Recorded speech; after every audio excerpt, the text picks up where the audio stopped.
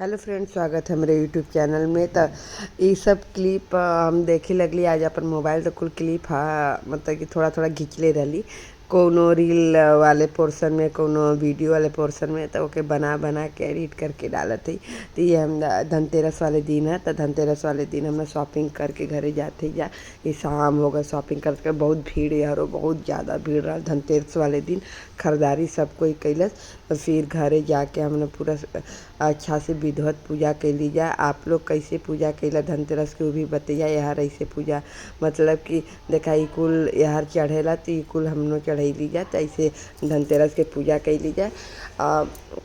अच्छा से छोटा छोटा कुल क्लिप है, ओके बना बना के हम वीडियो ज़रूर डालें। तो आप लोग हमार वीडियो पूरा देखल कैली और प्लीज़ सपोर्ट करी।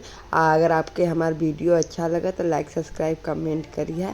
और आप लोग कैसे मनैला दीपावली वो भी कमेंट करिए लोगन। हम तो अपने बनारस ना गईली, ये तो अपने अहमदाबाद में है। हम हमेशा दिवाली पे अहमदाबाद में ही रहीला। तो हम कुछ ये तरीके से दिवाली मनाइला। तो ई धनतेरस का पूरा पूजा पाठ हो गई कैली। ऊपर भी यहाँ पे पूजा कैली, फिर नीचे भी सब जगह पूजा हो गल। तो हम फिर बाहर निकल गईली जा पटाखा खरीदे बदे। दूर देखा ये अहमदाबाद का ब्रिज आप लोग जानत होगा तो बतैया कम।